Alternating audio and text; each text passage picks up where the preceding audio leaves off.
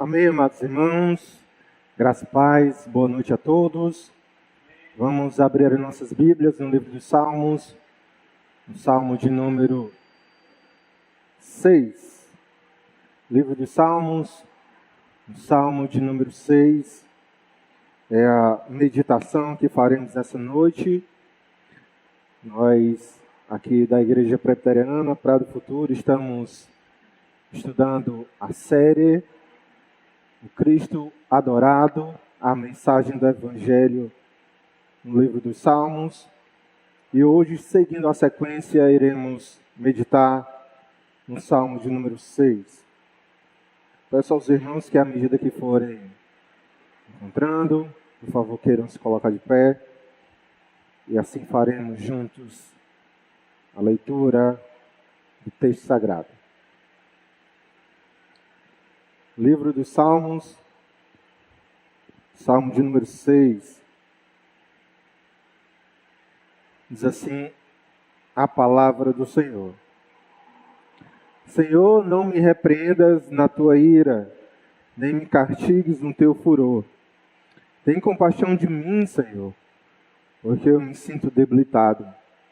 Sara-me, Senhor, porque os meus ossos estão abalados. Também a minha alma está profundamente perturbada. Mas tu, Senhor, até quando? Volta-te, Senhor. Livra a minha alma. Salva-me por tua graça. Pois da morte não há recordação de ti. No sepulcro, quem te dará louvor? Estou cansado de tanto gemer. Todas as noites faço nadar o meu leito. Minhas lágrimas o alagam. Meus olhos de mágoa se acham amortecidos. Envelhecem por causa de todos os meus adversários. Apartai-vos de mim, todos os que praticais a iniquidade, porque o Senhor ouviu a voz do meu lamento. O Senhor ouviu a minha súplica, o Senhor acolhe a minha oração. Envergonhem-se e sejam sobremodo perturbados todos os meus inimigos, e tirem-se de súbito, cobertos de vexame. Amém. Palavra de Deus. Podemos assentar, queridos irmãos.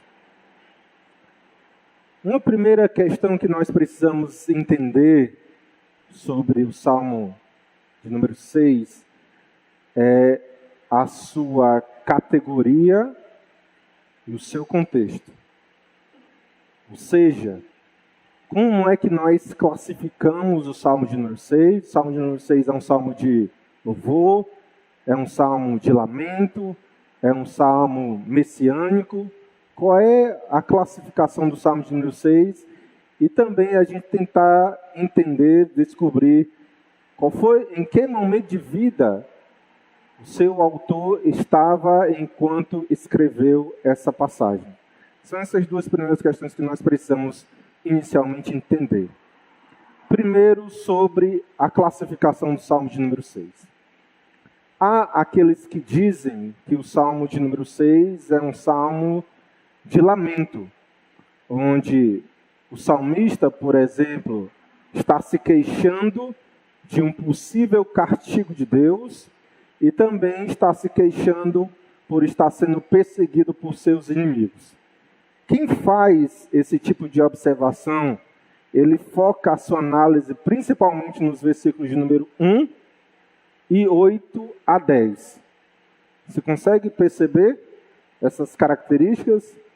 Algum tipo de queixa, algum tipo de lamento, um possível castigo de Deus, versículo 1 e do 8 a 10, o salmista sendo perseguido por seus inimigos.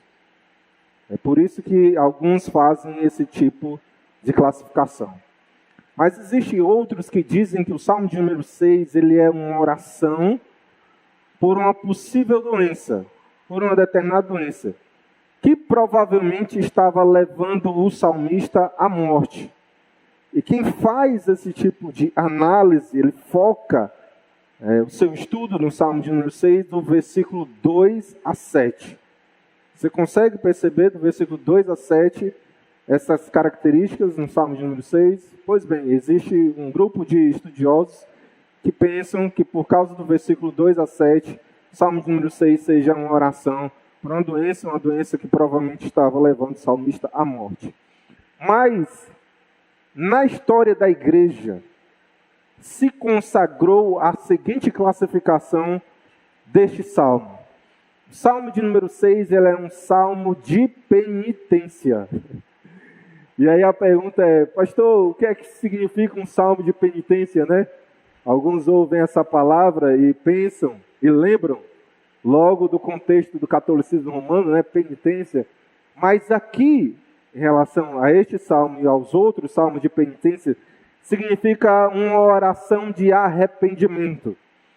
O salmista, com o seu coração arrependido, clama a misericórdia, a graça de Deus sobre a sua vida.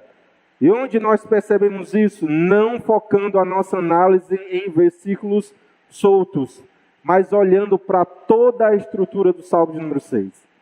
É por isso que a igreja chegou a essa conclusão.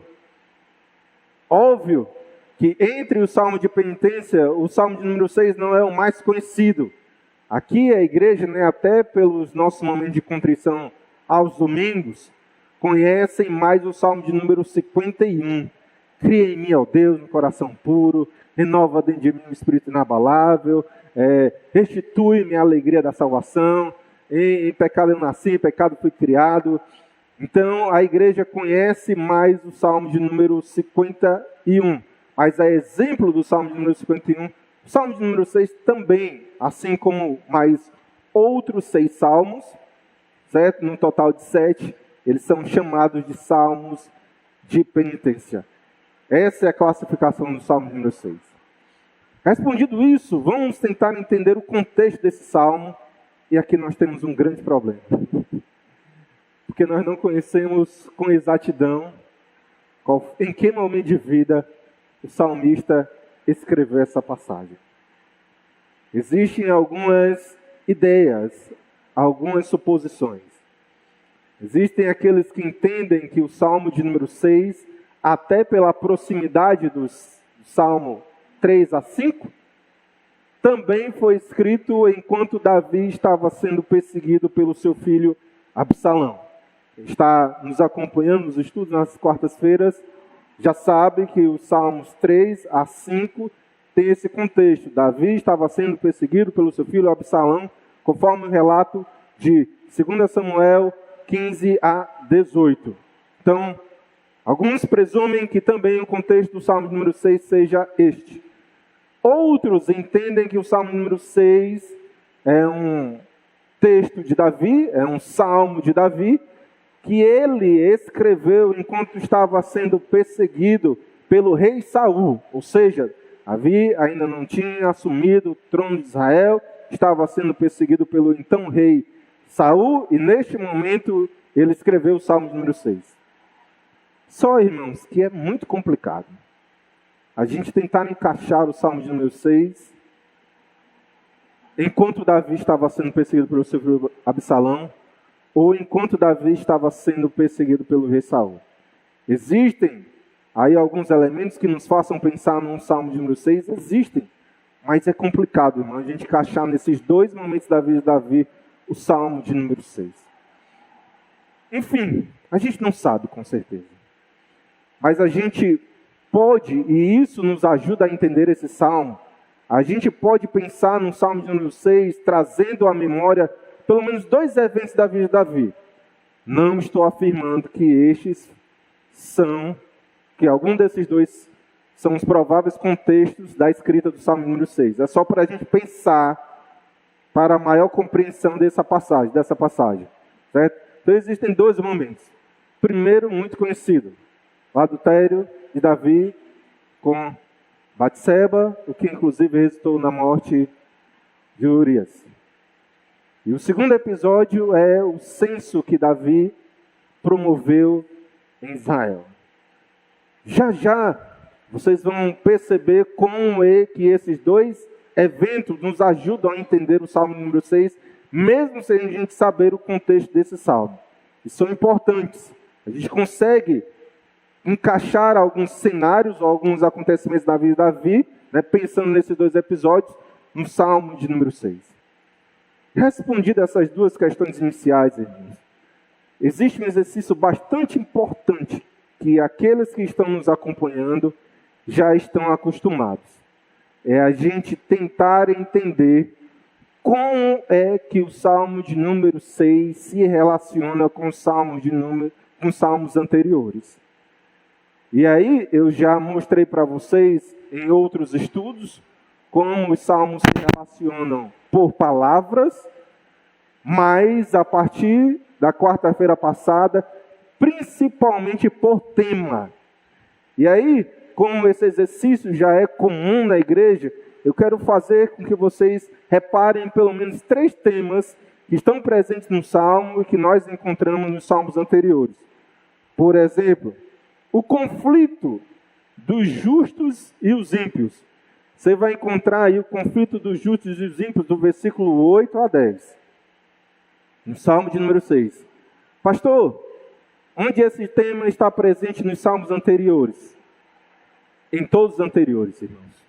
Do 1 a 5, a gente encontra o mesmo tema, o conflito dos justos e dos ímpios. É por isso que eu não vou nem aqui ficar citando as passagens. Você vai ler lá, ou vai lembrar os salmos anteriores, vai perceber que realmente os salmos do 1 ao 5 falam sobre essa mesma temática. Segundo tema, oração. E a certeza de que Deus escuta a nossa oração. Onde é que está isso, pastor? No Salmo de número 6? Está lá no versículo de número 9. Você consegue perceber? No versículo de número 9 é uma oração e o salmista declara a certeza de que Deus escuta a nossa voz. Onde nos salmos anteriores, pastor, nós encontramos essa mesma temática? Salmo 2, Salmo 3, Salmo 4. Salmo 2, você vai anotar a seguinte passagem, Salmo 2, versículo de número 8, que é uma declaração do rei ungido do Senhor, onde ele está anunciando o decreto de Deus, e o decreto é: pede-me, e eu te darei as nações por herança e as extremidades da terra por tua possessão. Ou seja, o ungido do Senhor vai orar pelo quê? Pela terra, pelas extremidades da terra, e Deus iria responder a sua oração. No Salmo 3, você vai anotar o versículo de número 4. Tem essa mesma temática. E aí, no Salmo 3, versículo de número 4, nós encontramos o seguinte: com a minha voz clamo ao Senhor, e Ele do seu santo monte me responde. No Salmo 4, pastor, no Salmo 4 nós temos o versículo de número 3, onde diz: sabei, porém, que o Senhor distingue para si o piedoso. O Senhor me ouve quando eu clamo. O tema que está sendo repetido, Salmo 2, 3 e 4, assim como novamente no Salmo de número 6. E um último tema, e esse aqui é bastante interessante, porque o Salmo de número 6 ele faz referência a um período do dia. Eu quero que você preste atenção no versículo de número 6. Quem está nos acompanhando aqui, na leitura desse salmo, já deve ter feito automaticamente essa associação. Mas no versículo número 6 tem um período do dia. Que período é, irmãos? Noite. É um tema que o salmista vai repetir no Salmo 1 e do Salmo 3 a 5. No Salmo 1, preciso lembrar os irmãos, onde tem referência ao período do dia. Versículo 2 do Salmo 1. Antes o seu prazer está na lei do Senhor, e na sua lei medita dia e noite. Salmo 3, e aqui eu quero que você preste atenção, porque o período do dia vai mudando, ele vai intercalando o período do dia, até chegar no 6. No Salmo 3, há uma referência à manhã, está lá no versículo número 5, onde o salmista diz assim: deito-me e pego no sono, acordo manhã, porque o Senhor me sustenta. Salmo 3, 5. Tem gente que já está rindo porque sabe qual é o comentário que eu vou fazer. Salmo 4, versículo número 8. Diz assim: em paz me deito e logo pego no sono. Referência à noite. Porque, Senhor, só Tu me fazes repousar seguro. Salmo de número 5. Vocês perceberam que o 3, manhã, 4, noite, 5. Versículo de número 3. De manhã, Senhor, ouves a minha voz. De manhã te apresento a minha oração e fico esperando. 3, 1, dia, noite. 3, manhã. 4, noite. 5, manhã novamente. E 6, noite. Pastor, isso tem algum propósito? Tem, eu já falei para vocês na última quarta-feira.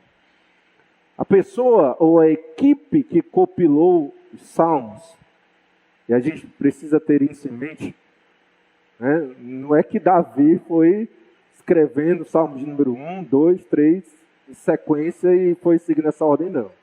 Uma equipe compilou, organizou os 150 salmos. E ele o fez seguindo uma sequência de tema. E é isso que eu quero que vocês percebam inicialmente. O livro dos Salmos não são cânticos espalhados. Em alguns lugares, algumas igrejas, né, a turma canta assim, músicas desconexas. Não acontece isso no Saltério. Não acontece isso no livro de Salmos. Os temas aqui eles são encadeados. Eles são conectados um ao outro. E isso foi organizado de tal forma que, por exemplo, nós entendemos o Salmo de número 6 olhando para os 5 anteriores. E a gente melhor compreende os anteriores quando a gente chega no Salmo de número 6. Esse é o objetivo, esse era um dos objetivos, uma das intenções daquele que organizou, ou da equipe que organizou o livro dos Salmos. E isso é bastante importante se ter em mente quando a gente lê e estuda esse livro. Pois bem, irmão, ditas essas palavras, algumas aqui repetindo aquilo que a gente já tem aprendido, eu quero olhar com vocês para esse livro e destacar aquilo que ele tem a nos ensinar. A mensagem do Senhor para nós através desse texto. E aqui eu quero destacar pelo menos 3 questões. A primeira coisa, o primeiro tema que eu quero analisar com vocês essa noite é as consequências do pecado. Segundo tema, a atitude de um coração arrependido. E por fim, eu quero analisar com os meus amados irmãos como é que Deus trata o pecado. Primeiro, as consequências do pecado. Segundo, a atitude do coração arrependido. Terceiro, como Deus trata o pecado. Pois bem, irmãos, em primeiro lugar, as consequências do pecado. E aqui, o salmista nos fala pelo menos 5 consequências do pecado. O pecado, ele traz consequências nas nossas vidas. E no caso do salmista, ele fala de 5. Vou dar para vocês as passagens e vou ler os textos, ok? Primeira consequência do pecado para o salmista: enfraquecimento interior. Versículo 2, parte B.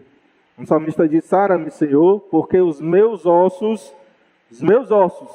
estão abalados. Segunda consequência do pecado para o salmista: perturbação de alma. Leia comigo o versículo número 3. Também a minha alma está profundamente perturbada. Mas tu, Senhor, até quando? Terceira consequência do pecado para a vida do salmista: cansaço físico e emocional. Olhe comigo o versículo número 6, onde o salmista diz: estou cansado de tanto gemer. Todas as noites faço nadar o meu leito, de minhas lágrimas o alago. Quarta consequência: tristeza profunda. Leia a primeira parte do versículo número 7. Meus olhos, de mágoa, se acham amortecidos. E a quinta consequência do pecado para o salmista, ainda no versículo número 7, parte final: fragilidade, vulnerabilidade diante dos seus inimigos, diante dos seus adversários, onde se lê: envelhecem por causa de todos os meus adversários. Pois bem, amados irmãos, um dos trunfos do pecado é nos fazer pensar que não terá consequência. É nos fazer pensar que aquilo não trará um dano para as nossas vidas. Esse é um dos trunfos do pecado. Como nós já dissemos, nós podemos imaginar o Salmo de número 6 pensando em dois momentos da vida de Davi. O adultério com Batseba e o censo de Israel. E lá, irmãos, nós percebemos o quanto o pecado de Davi trouxe grande desastre para a sua vida.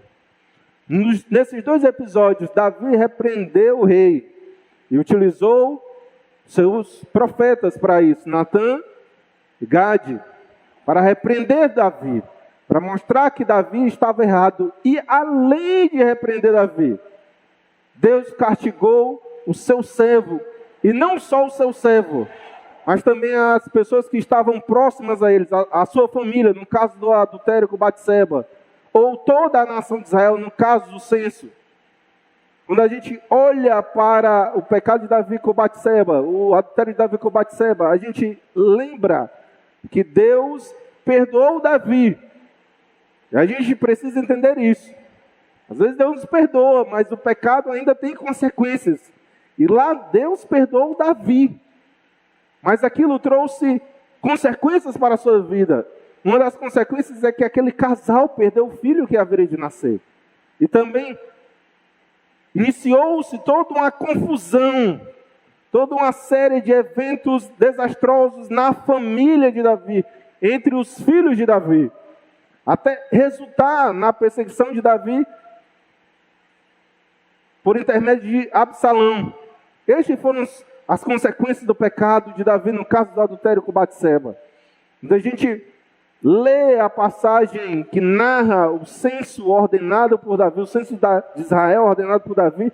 Nós não lembramos que Deus deu a Davi a opção, deu 3 opções, o privilégio de escolher como é que ele seria castigado. E aí o texto é interessante porque lá Deus deu essas opções: 3 anos de fome, 3 meses sendo perseguido pelos seus inimigos, nas mãos dos seus inimigos, ou 3 dias com a peste na terra. Davi escolheu o último. E deste castigo de Deus, dessa punição de Deus, morreram 70 mil homens. E a coisa só não foi pior porque Deus interviu naquela situação. Porque seria muito pior. O pecado, irmãos, ele traz consequências nas nossas vidas. Me respondam quantas vidas, quantos jovens não já foram destruídos pelas drogas? Quantos casamentos não já foram destruídos pelo adultério? Quantas reputações já não foram arruinadas pela mentira? Quantas pessoas já não naufragaram, já não foram engolidas pela sua própria ganância? E a gente aqui, irmãos, poderia só acrescentar essa lista de consequências que o pecado traz para a vida do homem. A gente poderia falar de homicídios, a gente poderia falar de prostituição, a gente poderia falar de mentira, e só pensando nas consequências que esses pecados podem acarretar na vida de alguém. Mas o pior de todos, irmãos, e isso a Bíblia deixa bem claro, a pior de todas as consequências do pecado é a morte espiritual. O pecado do Éden, um único pecado, trouxe morte física e espiritual para toda a humanidade. Essas são as consequências do pecado. E até mesmo, irmãos, para nós já salvos, remidos pelo Evangelho, pelo poder de Cristo Jesus, o pecado traz consequências. O pecado pode nos distanciar de Deus. O pecado pode nos fazer entristecer o Espírito Santo. O pecado pode nos fazer ou ser motivo de escândalo para outras pessoas, cair em juízos temporários de Deus. O pecado traz consequências, irmãos. E aqui Davi reflete algumas das consequências que o pecado trouxe para a sua vida. E a pergunta que nós precisamos responder e refletir nesse momento: o que nós já perdemos com o pecado? O pecado não cumpre aquilo que nos promete. Nós devemos nos lembrar novamente do Éden. Às vezes parece gostoso, delicioso, às vezes é agradável aos olhos, mas as suas consequências, irmãos, são muito penosas para as nossas vidas. Quando a gente reflete sobre isso, um dos objetivos da palavra de Deus é nos frear diante de certas atitudes que nos afastarão do céu. O pecado tem consequência e nós devemos refletir sobre elas. Essa é a primeira coisa, a primeira questão que o Salmo de número 6 fala. A segunda questão é qual é a atitude, ou quais são as atitudes de um coração arrependido. E uma coisa é a gente já saber que o pecado traz consequências para as nossas vidas. Mas como é que a gente deve reagir? Ou como é que a gente deve agir diante de um erro? Quando a luz do Espírito Santo ilumina os nossos olhos e nós percebemos que nós estamos desagradando ao Senhor, que nós estamos incorrendo em erro, qual deve ser a minha e a sua atitude, meu amado irmão? E aqui eu quero pensar com vocês em duas atitudes que o salmista nos apresenta. Primeira atitude, quero que você leia comigo aí o versículo de número 8. É a primeira atitude, olhando de trás para frente. De um coração arrependido, de alguém que reconhece os seus erros e está buscando se reconciliar com o Senhor. Versículo número 8 diz o seguinte: apartai-vos de mim, todos os que praticais a iniquidade, porque o Senhor ouviu a voz do meu lamento. Algumas coisas interessantes desse versículo. A primeira delas é que Jesus repetiu em Mateus 7, versículos 22 e 23, uma parte desse salmo. Mateus 7, 22 e 23 diz o seguinte: veja que interessante. Muitos naquele dia hão de dizer-me: Senhor, Senhor, porventura não temos nós profetizado em teu nome? Em teu nome não expelimos demônios? E em teu nome não fizemos muitos milagres? 23. Então lhes direi explicitamente: nunca vos conheci. Apartai-vos de mim, os que praticais a iniquidade. O cumprimento final do Salmo de número 6, versículo número 8, vai ser naquele dia, irmãos, quando Cristo for separar joio e trigo, justos e injustos. A sua igreja, seu povo eleito do mundo ímpio. E como o texto diz, naquele dia, até mesmo uma parte daqueles que estão frequentando a igreja e pensam servir ao Senhor e que dizem profetizar em seu nome e que dizem expelir demônios em seu nome e que dizem fazer milagres em seu nome, até essas pessoas vão vir da boca de Deus. Salmo 6, versículo de número 8. Apartai-vos de mim, vós que praticais a iniquidade. A segunda coisa que eu quero que você perceba nesse versículo é que ele está profundamente ligado ao Salmo de número 1. E aqui é aquilo que eu acabei de ensinar para vocês, que os salmos eles seguem uma sequência lógica e estão ligados por tema.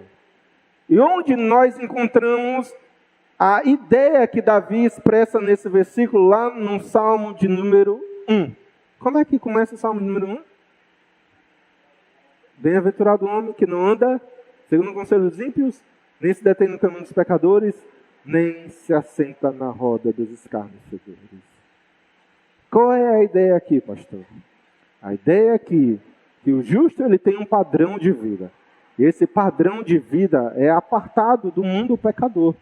É distante do mundo pecador, ou melhor dizendo, é não se deixar influenciar pelo mundo, enquanto o sistema corrompido e dominado pelo pecado.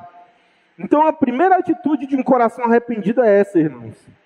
Se afaste de pessoas, conforme o Salmo fala, e aqui eu vou estender a ideia, de situações e de lugares que te afastam de Deus.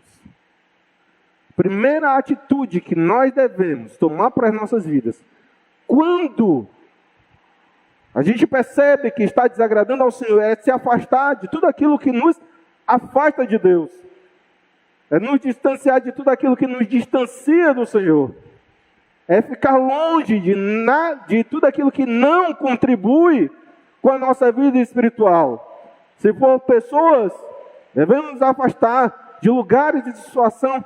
Do mesmo modo, essa foi a oração, este era o pensamento, este era o desejo do salmista expresso neste versículo. Apartai-vos de mim, todos os que praticais a iniquidade. Existem certos lugares que não contribuem para a nossa vida espiritual. E quando nós estamos em pecado, nós sabemos que lugares são. Existem certas situações que não contribuem para a nossa vida espiritual. Quando estamos em pecado, nós sabemos que situações são essas. Existem certas pessoas que, de igual forma, de igual modo, não contribuem para a nossa vida espiritual. E nós devemos nos afastar dessas pessoas. Pessoas, situações, lugares podem servir como um elemento a mais, como uma oportunidade a mais para que o pecador ou para aquele que está distante de Deus dê maior vazão à sua carne. Por isso, meu amado irmão, no nome de Jesus, se afaste. Pessoas, situações, lugares que não contribuem com a sua vida espiritual, no nome de Jesus. Mas existe uma segunda atitude, e o salmista nos revela a atitude que deve ser daquele que está com seu coração arrependido. E eu quero que você preste atenção agora no versículo de número 4. O versículo de número 4, irmão, diz o seguinte. Veja que interessante. Volta-te, Senhor. Volta-te, Senhor, e livra a minha alma. Salva-me por tua graça.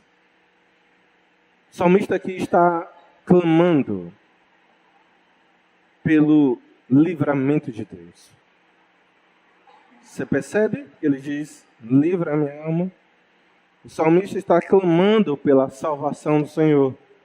Ele diz, salva-me por tua graça. No versículo 2, inclusive nós já fizemos menção, na parte B, do versículo 2, o salmista pede ao Senhor, cura, sara-me, Senhor, porque os meus ossos estão abalados. O salmista está clamando pelo livramento de Deus. O salmista está clamando pela restauração do Senhor. Então, a segunda atitude de um coração arrependido é essa, irmãos. Clamar pelo livramento de Deus. Clamar pela restauração do Senhor. Clamar para que Deus haja na sua vida. Agora, duas coisas aqui eu quero destacar. A primeira coisa é que Davi recorre à graça de Deus. É assim que ele termina o versículo número 4. Você percebe isso, amém? O salmista recorre à graça de Deus. O caminho da restauração passa obrigatoriamente pelo caminho da graça. Não há restauração espiritual sem a graça de Deus. Não há. Segunda coisa que eu quero que você perceba é como Davi ora. Davi diz o seguinte, Volta-te, Senhor. Volta-te, Senhor. Posso até dizer o seguinte, irmãos, eu quero que você compreenda o que eu vou lhes dizer agora. Arrependimento é o retorno do homem para Deus. Óbvio, mediante a graça do Espírito Santo. Mas o arrependimento é o retorno do homem para Deus. Libertação espiritual é o retorno de Deus para o homem. Libertação espiritual, irmãos, só é possível. Transformação espiritual, irmãos, só é possível através da ação sobrenatural do Senhor sobre a vida do pecador. É por isso que Davi ora, volta-te, Senhor. Transformação espiritual na vida de alguém só é possível através do toque regenerador de Deus, o Espírito Santo. Por isso é que Davi ora, volta-te, Senhor. A transformação espiritual do ser humano só é possível através de Cristo Jesus. É por isso que o salmista está aqui orando, volta-te, Senhor. Davi, ele não tenta minimizar os seus erros, ou tentar se desculpar. Aquilo que é tão comum, irmãos, quando as pessoas ainda não compreendem a enormidade dos seus erros e ainda não têm o seu coração totalmente arrependido, tenta, não, pequei, mas não é tão assim. Não é desse jeito. Ou não é para tudo isso. Davi, em nenhum momento nesse salmo faz esse tipo de coisa. Davi também não toma aquela atitude que é tão comum de nós, seres humanos, desde o Éden, que é jogar a culpa em outros. Ok, Senhor, eu pequei, mas foi por causa daquela pessoa, daquela situação. Senhor, eu pequei, mas tentar dar justificativas ou encontrar aí alguma coisa que tente abonar, né, o seu pecado ou explicar o seu pecado diante de Deus. Davi não faz nada disso. Davi, ele simplesmente se volta para Deus e clama pela misericórdia do Senhor, pela graça de Deus, entendendo que a transformação de sua vida depende exclusivamente dele. Davi ora, Senhor, volta-te, Senhor, volta-te, Senhor. Essa é a oração, irmão, de quem entende que de onde está, para sair de onde está, precisa de um poder sobrenatural. E a minha mensagem para alguns é essa: esse poder sobrenatural existe e está disponível. É através do nosso Senhor e Salvador Jesus Cristo. E nós podemos orar com nossos corações cheios de confiança. Volta-te, Senhor. Volta-te, Senhor. Eu não sei de que situação, pessoas, lugares, alguns aqui precisam se afastar. Eu não sei qual é o momento de vida de alguns que estão me ouvindo. Mas uma coisa eu sei, é que se Deus se voltar para nós, se Deus resplandecer o seu rosto sobre as nossas vidas, a nossa vida a nossa vida irá ser transformada, mudada pelo poder do Evangelho. Volta-te, Senhor. Até agora nós vimos as consequências do pecado, acabamos de ver as duas atitudes de um coração arrependido. Por fim, irmãos, e aqui já caminhando para a conclusão dessa mensagem, eu quero ver com os meus amados irmãos como é que Deus trata o pecado. Como é que Deus trata o pecado? E aí, a gente precisa fazer um exercício olhando para o Salmo de número 6. Existe um tema que motiva todo esse salmo. É um tema que nós pregamos no Salmo de número 5. Percebe como a coisa vai só andando, uma ideia, com outra ideia no decorrer do Salmo? O que nós aprendemos, pastor, no Salmo de número 5? Deus é santo. Deus é santo. com esse louvor que os serafins que têm o privilégio de habitar junto à presença de Deus o adoram. Santo, santo, santo é o Senhor dos exércitos. Toda a terra está cheia da sua glória. Isaías 6:3.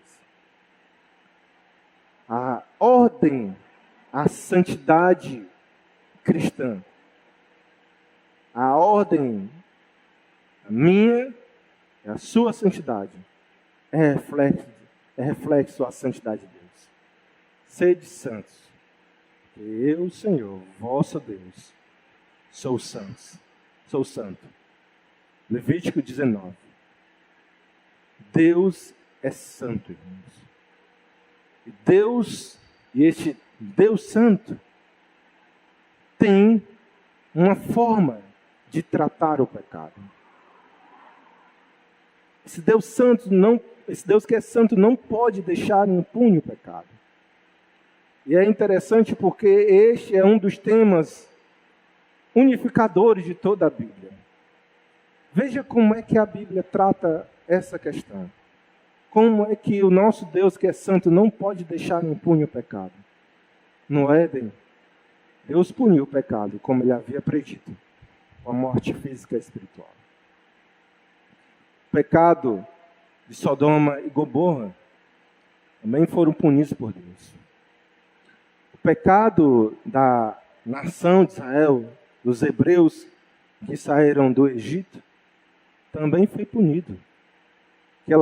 Aquele povo que foi infiel, incrédulo, não entrou em Canaã. O pecado da nação de Israel, depois de terem entrado na terra prometida, também foi punido.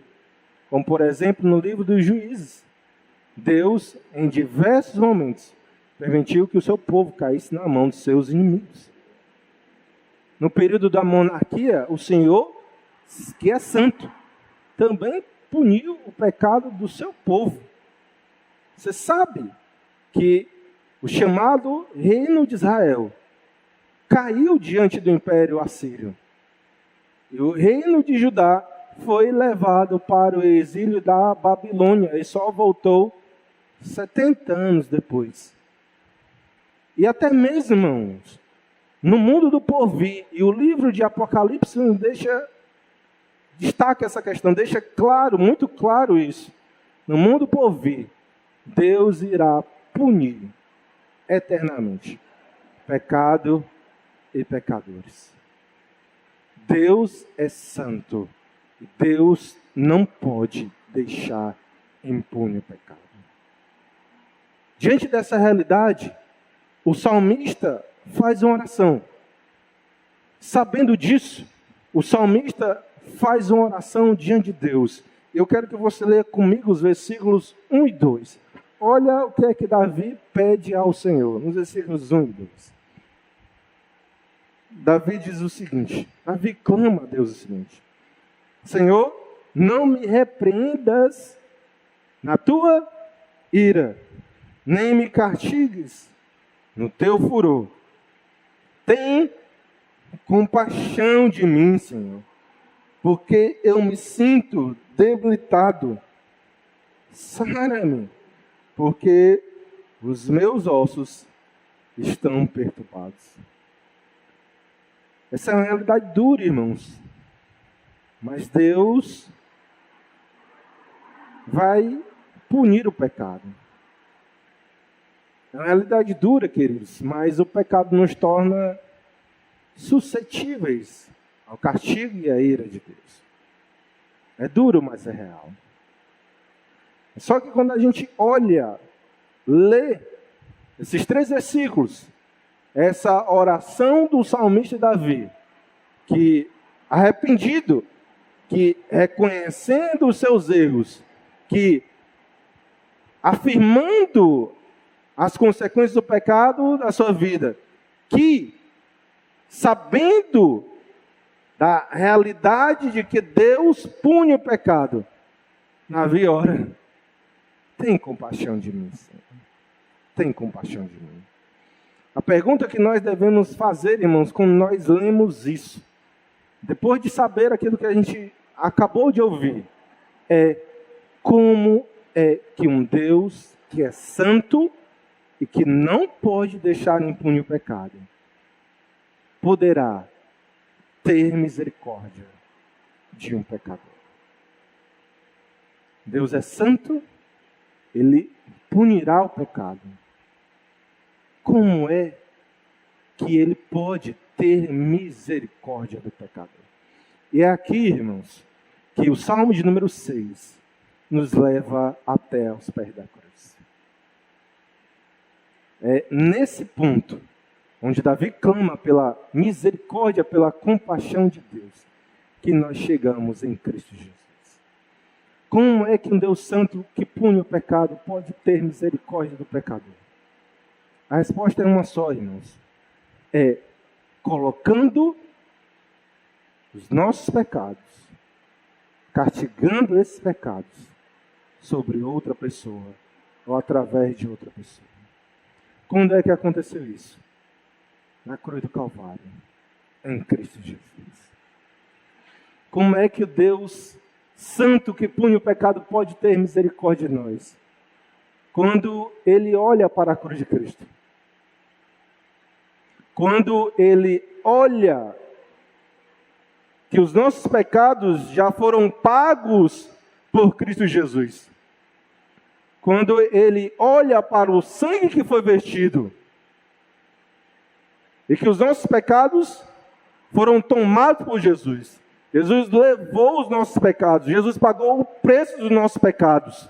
E é por causa dessa verdade, irmãos, que esse Deus santo, que pune o pecado, pode ter misericórdia de mim e de você.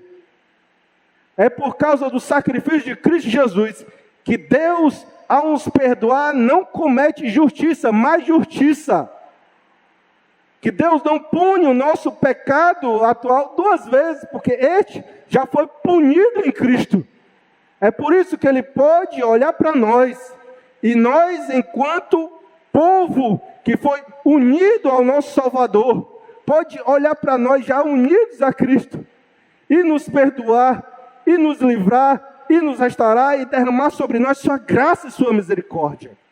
Não é por conta da nossa oração bonita.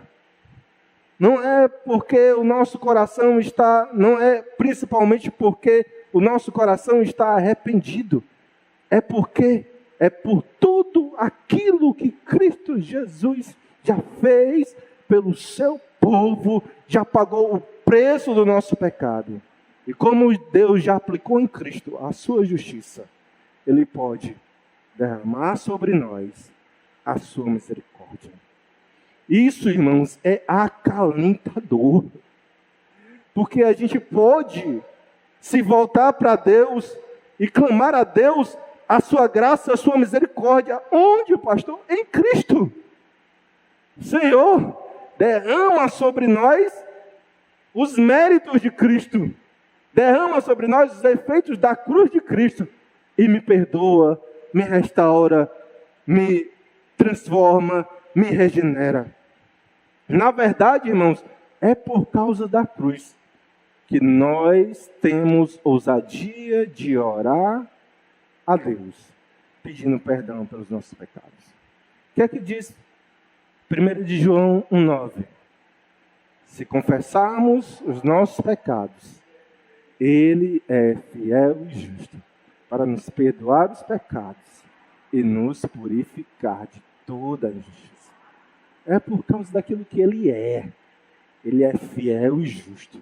Nós podemos, mesmo quebrados, mesmo tendo caído no desagrado de Deus, mas arrependidos, nós podemos nos voltar para Deus clamando graça.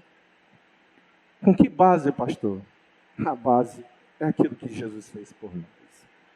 Ele, em Cristo, já castigou o nosso pecado. Cristo já pagou o preço do nosso pecado. E Ele derrama sobre nós sua graça e a sua misericórdia. Por isso que quando nós pecamos, nós temos da parte de Deus perdão. Foi perdoado. Isso, irmãos, não invalida a nossa responsabilidade de viver em santidade, de ler e meditar na palavra, de seguir a ordem do Senhor. Mas essa, irmãos, é a nossa garantia do perdão de Deus. Cristo, irmãos, é aquela mulher que com alegria encontra a sua dracma perdida e dá uma festa. É a mesma alegria que Cristo faz, que Deus faz, quando um dos seus filhos se arrepende dos seus erros. É a mesma alegria do pai do filho pródigo, ou do pai pródigo do filho pecador, quando ele cai em si. Quando o pecador cai em si, Deus se alegra e dá um banquete. É a mesma alegria do bom pastor quando encontra a sua igreja, quando a gente se arrepende. É por causa de Cristo, irmãos, que mesmo quando nós nos afogamos nos mares de transgressões, nós temos aquela mão prontamente estendida para nos puxar de volta, assim como ele fez com Pedro. Cristo, irmãos, é aquele tabernáculo, aquele templo que o fariseu não entrou. O fariseu entrou no tabernáculo de Israel e orava de si para si mesmo. O publicano, ele não entrou no tabernáculo de Israel, mas entrou no tabernáculo que é Cristo e clamou a Deus graça e misericórdia, e como a passagem diz, desceu de lá justificado. O nosso perdão, irmãos, a certeza do nosso perdão está garantida através do sacrifício de Cristo Jesus. E de Deus nós recebemos graça e misericórdia. Amém, queridos?